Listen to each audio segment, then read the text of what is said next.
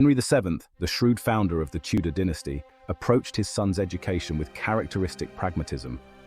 After the death of his mother, Elizabeth of York, in 1503, Henry VIII's relationship with his father, Henry VII, took on an even greater significance. Elizabeth's passing left a profound void in young Henry's life, removing a source of warmth and affection. In the wake of this loss, Henry VII's influence over his son grew, not only as a father, but as a model of kingship. Known for his cautious and calculating nature, Henry VII was a monarch who prioritized the stability and security of his realm, having secured the throne after the tumultuous Wars of the Roses. He instilled in his surviving son a deep understanding of the precariousness of royal power and the importance of a secure dynasty. Henry VII's emphasis on financial prudence, political diplomacy, and the consolidation of power profoundly shaped Henry VIII's early views on governance. The younger Henry learned from his father's meticulous attention to statecraft and the importance of securing alliances through marriage and diplomacy. However, while Henry VII's reign was characterized by a somewhat austere and frugal approach, his son's exposure to the more rigid and controlling aspects of his father's rule may have also sowed seeds of rebellion and a desire for a different style of kingship. The contrast between Henry VII's calculated pragmatism and Henry VIII's later pursuit of more extravagant and assertive displays of power suggests that the lessons from his father were both embraced and in some cases consciously rejected as Henry VIII sought to forge his own path. The influence of Henry VII, therefore, loomed large over his son's formative years, imparting critical lessons on the nature of power, the necessity of a stable succession, and the burdens of monarchy. He understood that Henry's reign would be crucial in securing the Tudor hold on the throne. The king personally oversaw his son's education, ensuring a rigorous curriculum that encompassed statecraft, diplomacy, and finance. Recognizing the importance of practical experience, Henry VII included his son in council meetings. Henry witnessed firsthand the intricacies of governance. He learned the delicate art of diplomacy, observing his father navigate the treacherous waters of European politics. The king also entrusted him with minor administrative tasks, instilling in him a sense of responsibility and the importance of meticulous record-keeping. Financial management was another crucial aspect of Henry's education. Henry VII, known for his fiscal prudence, recognized the importance of a stable treasury. He involved his son in auditing accounts and reviewing financial reports. This grounded young Henry in the realities of royal finances. These lessons would serve him well in the years to come. The king's rigorous approach fostered in Henry a keen intellect and a deep understanding of the complexities of rule. But it was not all work and no play. Henry VII also understood the importance of fostering his son's natural talents and interests. While Henry VII emphasized practical skills, he also understood the power of image. A king needed not only to rule but to inspire. Henry VIII, with his natural charisma and imposing physique, possessed the raw materials for a captivating royal persona. Henry VII encouraged his son's participation in courtly pursuits. Henry excelled in the arts of war, becoming a skilled jouster and swordsman. His prowess in the lists, where he often competed in lavish armor, cemented his image as a warrior king. Music was another passion, and Henry became an accomplished lute player and composer. Beyond martial and artistic pursuits, Henry was encouraged to cultivate a sense of majesty and decorum befitting a future king. His natural charm was honed, his wit sharpened through conversation with scholars and courtiers. He learned the art of courtly love, composing poetry and songs that showcased his sensitivity and erudition. Through this multifaceted education, Henry VIII transformed from a boy prince into a charismatic young man. He was ready to inherit his father's throne and usher in a new era for England. He had the potential to be a Renaissance prince, a ruler who embodied both martial prowess and intellectual curiosity. The marriage to Catherine of Aragon. No element of a royal's life was more intertwined with politics than marriage. It was a tool for forging alliances, securing peace, and expanding influence.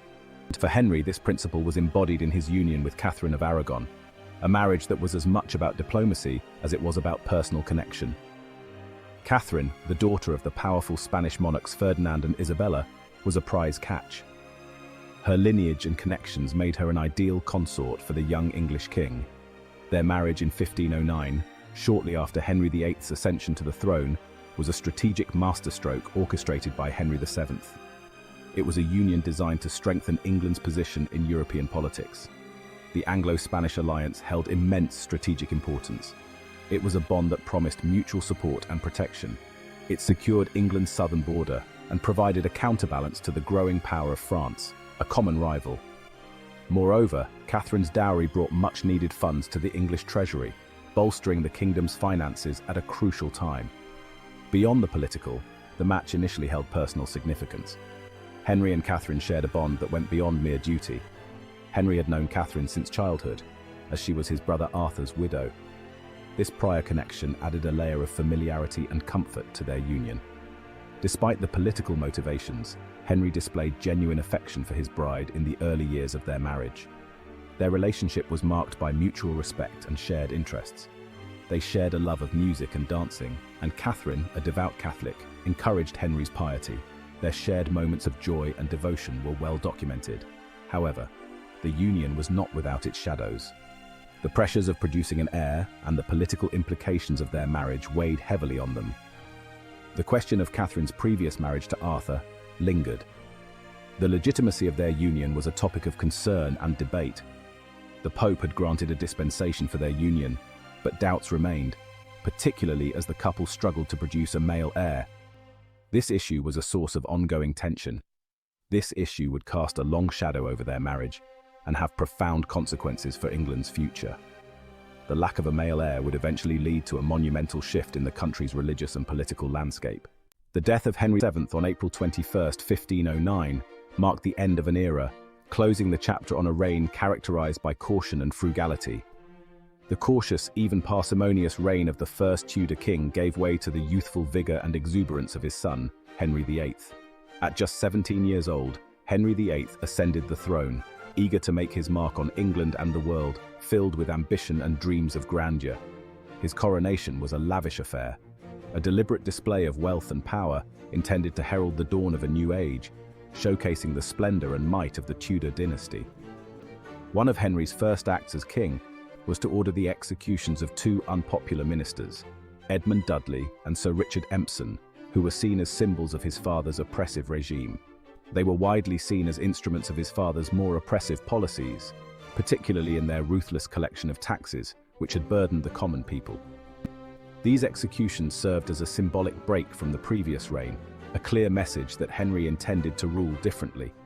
They signaled to the people that a new king, with a different style of rule, was in charge, one who would listen to their grievances and act with justice. Henry's early pronouncements emphasized justice and fairness, promising reforms that would benefit the realm. He promised to be a merciful king, ruling with compassion and understanding, seeking to win the hearts of his subjects. He also made it clear that he intended to uphold the dignity of the crown and restore England's prestige on the international stage through diplomacy and strength. The young king's charisma, combined with his genuine desire to be seen as a just ruler, generated a wave of optimism and hope throughout the realm. His reign, it seemed, held the promise of greatness, a new era filled with potential and the possibility of a brighter future for England. While Henry VIII's early reign was marked by a desire for popularity, he was not afraid to make bold decisions that broke with his father's policies. He understood the need to adapt to the changing times and address the evolving needs of the realm. One of his first acts was to initiate a review of royal finances. He sought to streamline the tax system and eliminate inefficiencies that burdened the populace. While he maintained his father's prudent approach to spending, he also recognized the importance of investing in England's future. Funds were allocated for infrastructure projects, such as road improvements and harbour expansions, designed to stimulate trade and economic growth. Foreign policy also saw significant shifts. Henry VII, ever cautious, had favoured diplomacy over military adventures. Henry VIII, on the other hand, was eager to reassert England's military might. He saw a chance to reclaim England's lost territories in France and to make his presence felt on the European stage. This ambition would lead to a series of wars and alliances that would shape the course of his reign.